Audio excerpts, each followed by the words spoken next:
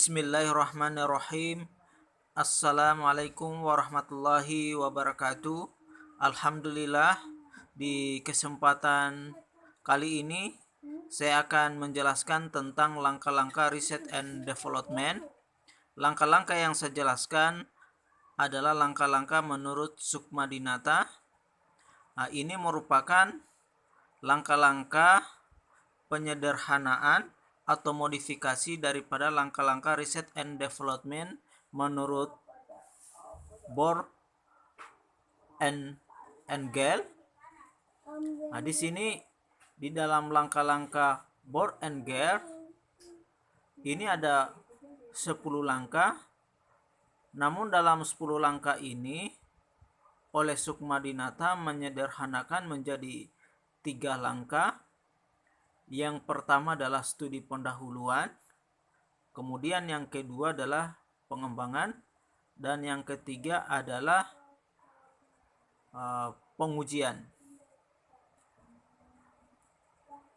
Di langkah yang pertama menurut Sukma Dinata dalam studi pendahuluan ini ada 3 langkah yang perlu dilakukan oleh seorang peneliti. Yang pertama adalah studi literatur, kemudian yang kedua adalah survei lapangan, kemudian yang ketiga adalah penyusunan produk dan penyusunan draft model pengembangan. Inilah yang kegiatan-kegiatan yang perlu dilakukan dalam studi pendahuluan. Jadi yang pertama tadi adalah terkait dengan studi literatur. Dalam studi literatur ini, seorang peneliti langkah awal adalah mengumpulkan teori-teori atau konsep yang mendukung terkait dengan produk yang akan dikembangkan. Misalnya adalah seorang peneliti meneliti tentang hewan, bagaimana pengembangan atau modifikasi tentang lingkungan hewan yang berbulu dan bercakar. Maka di sini seorang peneliti harus melakukan mengumpulkan literatur terkait dengan teori-teori yang berkaitan dengan hewan yang bercakar dan berbulu. Ini perlu diperjelas di dalam teori-teori hewan yang bercakar dan berbulu ini. Ini ada beberapa jenis hewan yang bercakar dan berbulu. Maka di sini adalah kegunaan teori. Hewan yang bercakar dan berbulu itu maksudnya adalah hewan jenis apa? Apakah tergolong hewan unggas atau hewan mamalia?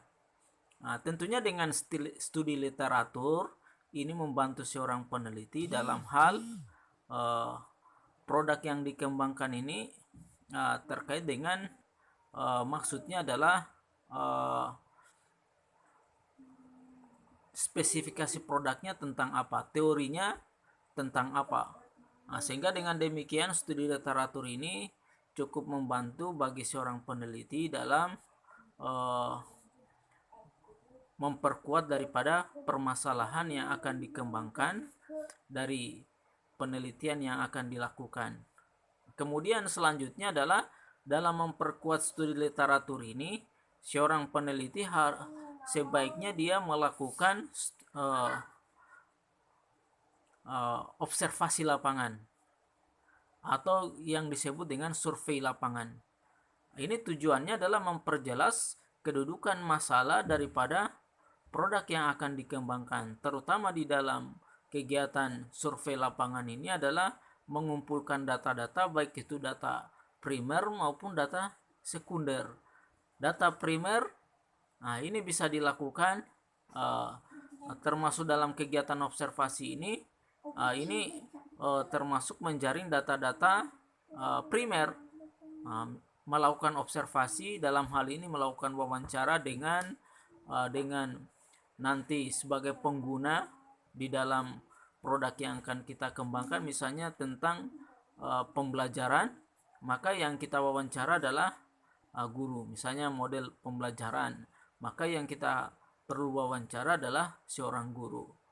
Nah, maka dengan survei lapangan ini tentunya akan memperkuat daripada permasalahan di samping studi literatur yang telah kita lakukan. Kemudian studi pendahuluan di langkah yang ketiga tadi adalah perancangan draft produk pengembangan. Di dalam perancangan draft pengembangan ini, produk yang kita kembangkan itu baik yang sifatnya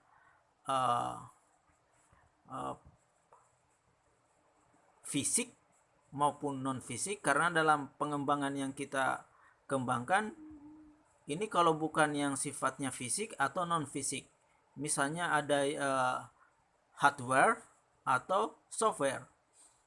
Nah, ini tergantung kira-kira yang mana yang produk yang mana yang kita kembangkan, apakah berbentuk fisik atau yang non fisik.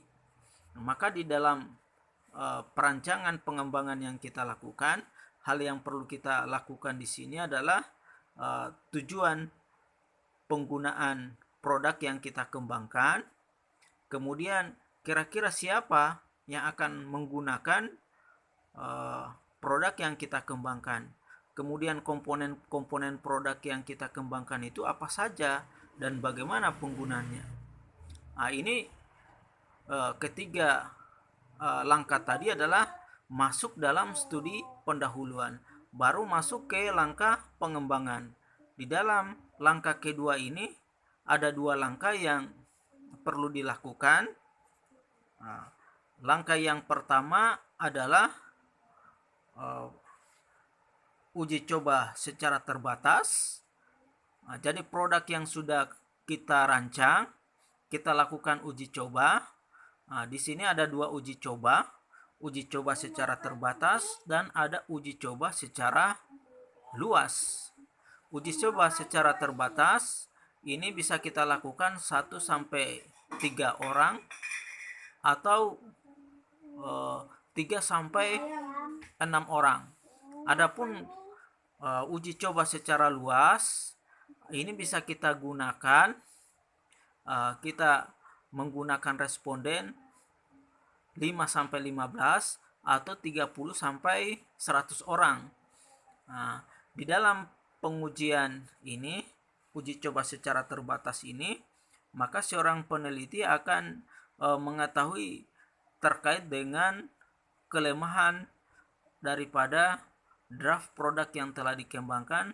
Kemudian dengan uji coba ini akan ditemukan beberapa permasalahan. Kemudian dengan temuan-temuan dalam uji coba ini, maka seorang peneliti tentunya akan merevisi daripada produk yang dikembangkan. Nah, kemudian langkah selanjutnya adalah pengujian. Nah, pengujian ini adalah yang biasanya dilakukan adalah uji produk. Uji produk ini dilakukan termasuk di dalamnya bisa kita menggunakan metode eksperimen. Dari apa yang telah kita kembangkan ini, kita bandingkan dengan misalnya media lain. Misalnya kita uji dengan kelas kontrol. Sementara pengembangan ini kita jadikan sebagai kelas eksperimen. Kemudian dengan demikian kita bisa membandingkan hasil daripada pengembangan yang telah kita buat dengan produk yang sebelumnya. Nah, kemudian setelah itu tentunya dengan hasil pengujian ini, ketika ada kekurangan di dalam pengembangannya, maka kita akan melakukan revisi. Kemudian setelah itu baru kita setelah finalisasi produk, maka langkah selanjutnya adalah sosialisasi hasil. Artinya bahwa dalam langkah yang terakhir ini, dalam hal sosialisasi hasil, berarti dalam hal ini adalah produk yang telah kita kembangkan telah selesai dan sudah dapat diimplementasikan. Di langkah yang ketiga ini pada intinya adalah kita melakukan uji coba, uji produk, kemudian ada sosialisasi hasil produk yang telah kita buat. Saya kira itu terkait dengan langkah-langkah riset and development menurut Sukma Dinata.